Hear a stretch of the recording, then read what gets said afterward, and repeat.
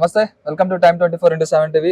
జూబ్లీస్ bypoll elections కూడా వచ్చాయన్నమాట. చాలా వరకు కూడా అందరూ కూడా ప్రచారం అయితే చేస్తూనే ఉన్నారు. అన్ని పార్టీల వాళ్ళు కూడా విస్తృతంగా గడప తిరిగి డోర్ టు డోర్ క్యాంపెయిన్ కూడా చేస్తున్నారు అనమాట. మనం ఇప్పుడు బీజేపీ దగ్గర ఉన్నాం. బీజేపీ వాళ్ళలో కూడా చాలా వరకు కూడా డోర్ టు డోర్ క్యాంపెయిన్ అయితే చేస్తూనే ఉన్నారు. ప్రతి ఒక్కరిని కూడా చైతన్యం చేయడానికి అక్కడ ఉన్న నాయకులు కావచ్చు, అక్కడ ఉన్న ప్రతి ఒక్క కార్యకర్త కావచ్చు, వాళ్ళందరి దగ్గర పోయి కూడా వాళ్ళందరూ కూడా విస్తృతమైన పోరాటం అయితే చేస్తూనే ఉన్నారు అనమాట. మన దగ్గర ఇప్పుడు శిల్పారెడ్డి గారు ఉన్నారు.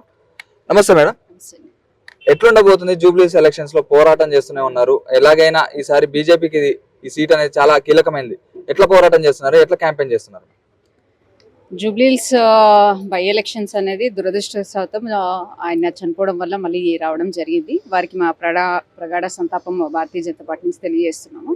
కాకపోతే జూబ్లీస్ బై ఎలక్షన్స్ అనేది ఇప్పుడు ప్రతిష్టాత్మకంగా మేము కూడా తీసుకోవడం జరిగింది.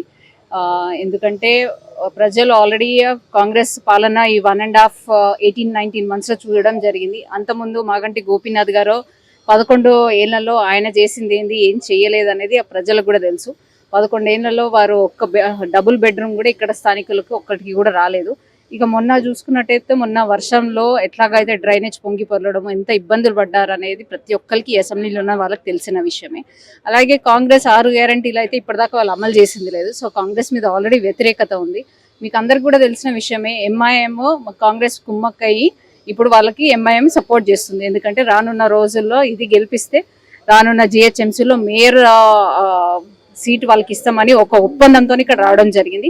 కానీ భారతీయ జనతా పార్టీని నమ్ముకొని ప్రజలు, ఎందుకంటే వాళ్ళకి ఆల్రెడీ అర్థమైపోయింది వాళ్ళు ఏం చేయలేదు, వీళ్ళు ఏం చేయలేదు. మోదీ గారు ఇప్పటివరకు అయితే ఏదైతే చేశారో అదే చెప్పారు, ఏదైతే చెప్తారో అదే చేస్తారు అనేది ఒక నమ్మకం ప్రజల్లో కూడా స్టార్ట్ అయింది. భారతీయ జనతా పార్టీకి అవకాశం ఇవ్వాలి, భారతీయ జనతా పార్టీ వాళ్ళు చెప్పింది ఖచ్చితంగా చేస్తారనే ఒక నమ్మకం కూడా వాళ్ళ ప్రజలకు కలిగింది. వాళ్ళ వ్యతిరేకత మాకు ఇక్కడ ప్లస్ అనేది మేము అనుకుంటాం. అంటే మాగంటి గోపీనాథ్ గారు చనిపోవడం తర్వాత కూడా వాళ్ళ వైఫ్ కి ఇవ్వడం జరిగింది కదా, అయితే సానుభూతి ఏమన్నా వర్కౌట్ అయ్యే అవకాశం ఉందా బీఆర్ఎస్ పార్టీకి? ఇప్పుడు సానుభూతి కంటే ఎక్కువ ఆయన చేసిన అభివృద్ధి ఏమీ లేదనే విషయం ఇక్కడ స్థానికులు. ఏ అభివృద్ధి చేయకుండా అయితే 3 సార్లు అయితే గెలిపారు కదా ప్రజలు. ఏ అభివృద్ధి సరే వీళ్ళు ఇక్కడ ఉన్న వాళ్ళని మీరు అడగండి, ఒక్కరికి కూడా డబ్బులు. ఇప్పుడు మేము మాట్లాడినప్పుడు ఒకళ్ళిద్దరు బూత్ నుంచి వచ్చిర్రు, వాళ్ళు డబుల్ బెడ్రూమ్ మేము 3 సార్లు అప్లై చేసినాం, 4 సార్లు అప్లై చేసినాం, ఇంతవరకు రాలేదంటున్నారు. అభివృద్ధి జరిగింది కాదంటలేను, కానీ వాళ్ళ అనుచరులకు జరిగింది, వాళ్ళకు మాత్రమే జరిగింది. ఇక్కడ సామాన్య ప్రజలకు డబుల్ బెడ్రూమ్ రావాలంటే ఖచ్చితంగా వాళ్ళ కార్యకర్తనే అయి ఉండాలి, అనుచరులు అయి ఉండాలి, కార్యకర్తనే అయి ఉండాలి. కామన్ పబ్లిక్ కి ఎవరికి అందలేదనే విషయం అందరికీ తెలుసు. ఓకే, ఎట్లా మరి నవీన్ యాదవ్ కూడా గట్టిగా పోటీ చేస్తున్నా అని చెప్తున్నారు, 45,000 మెజారిటీతో గెలుపొందుతా అని చెప్పి కూడా అంటున్నారు కదా, దానిపై మీ స్పందన ఏంటి?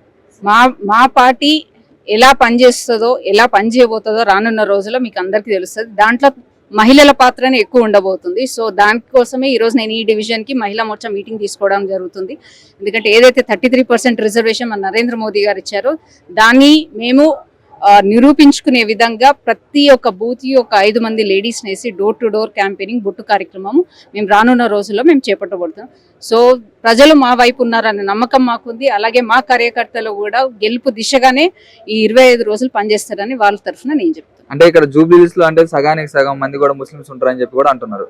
అంటే బీజేపీ పార్టీ అంటే జై శ్రీరామ్ అనే ఒక నినాదం అయితే ఖచ్చితంగా ఉండాలని చెప్పి కూడా కొంతమంది రాజకీయ నాయకులు అంటున్నారు అని చెప్పి కూడా అంటున్నారు. అంటే ఒకవేళ ముస్లిమ్స్ ఉంటే ఖచ్చితంగా మరి ఈ పార్టీకి గెలిచే అవకాశం చాలా తక్కువ ఉంటది కదా. దీంట్లో నాకు తెలిసి 3,90,000 ఓటర్స్ ఉన్నారు. దాంట్లో ఒక 1 lakh వాళ్ళు ఉన్నారు అనుకున్నా గానీ 2,90,000 అయితే మన హిందూస్ ఉన్నారు. హిందూస్ అందరూ కూడా మేల్కొని మా హిందువులుగా మా భారతీయ జనతా పార్టీకి వేస్తారని నమ్మకం ఉంది. వాళ్ళు వేసే విధంగా మా ప్రయత్నం కూడా ఉంటుంది. కలుపుకోరా మీరు? ముస్లిమ్స్ ని ఎందుకు కలుపుకోం, డెఫినెట్ గా కలుపుకుంటాము. కానీ అక్కడ మీకు తెలియదు ఏముంది, ఎంఐఎం ఏం చేస్తుంది అనేది మీకు తెలియదు ఏముంది. వాళ్ళు ఒక హిస్టరిక్ ఎన్విరాన్మెంట్ క్రియేట్ చేస్తారు. వాళ్ళు మేము స్వాగతిస్తున్నాము భారతీయ జనతా పార్టీ. ముస్లిమ్స్ లో కూడా చాలా మంది భారతీయ జనతా పార్టీని స్వాగతించే వాళ్ళు ఉన్నారు. అట్లాంటి వాళ్ళు అవుట్ రైట్ గా మాకు సైలెంట్ ఓటింగ్ చేస్తారు. కానీ ఈ హిందువులను కూడా మేము కళ్ళిచ్చే ప్రయత్నం చేస్తాం. అంటే ఇంతవరకు కూడా ఎలాంటి క్యాండిడేట్ ని కూడా ఇక్కడ నియమించలేదు అని చెప్పి కూడా ప్రతి ఒక్క రాజకీయ కాంగ్రెస్ కావచ్చు, బీఆర్ఎస్ కావచ్చు, వాళ్ళందరూ కూడా చెప్తా ఉన్నారు. అసలు క్యాండిడేట్ ని ఎప్పుడు చేస్తారు, ఎప్పుడు ప్రచారం చేస్తారు, ఎప్పుడు డోర్ టు డోర్ క్యాంపెయిన్ చేస్తారు అని చెప్పి కూడా కొన్ని ప్రచారాలను అయితే చేస్తున్నారు వాళ్ళందరూ. మరి ఇక్కడ భారతీయ జనతా పార్టీలో వేరే పార్టీలకు ఉన్న డిఫరెన్స్ అది. మాకు క్యాండిడేట్ కాదు, మాకు Bharatiya Janata party symbol important. మేము భారతీయ జనతా పార్టీ సింబల్ కే పనిచేస్తాము. ప్రతి ఒక్క కార్యకర్త పనిచేస్తారు.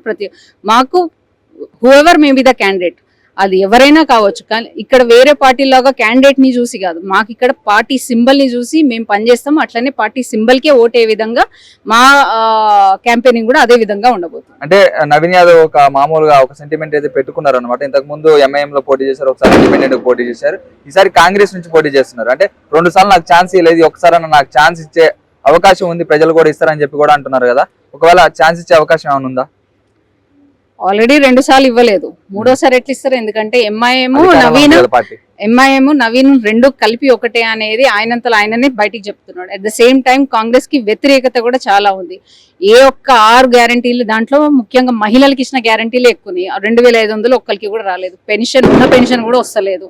తర్వాత యువతకి విద్యా అర్హత కార్డులు ఇస్తున్నాడు, అది రాలేదు. స్కూటీలు ఇస్తున్నాడు, 1,00,000 రూపాయలతో తులం బంగారం ఇస్తున్నాడు. ఇవన్నీ ఒక్కటన్నా నెరవేర్చారు. ఆడకూతుర్లని మోసం చేసిరు. 50% ఉన్న ఓటు బ్యాంక్ ఉన్న ఆడకూతుర్లను మోసం చేసిరు. కాబట్టి ఆ ఆడకూతుర్లు రానున్న రోజుల్లో సమాధానం చెప్తారు. కాంగ్రెస్ పార్టీ ఆయనకి ఎదురు దెబ్బ అయ్యే అవకాశం ఉందా? ఇవన్నీ కూడా జరగలేదు కదా.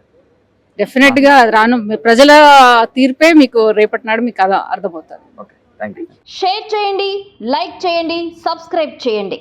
మరిన్ని వీడియోల కోసం బెల్ సింబల్ పై క్లిక్ చేయండి.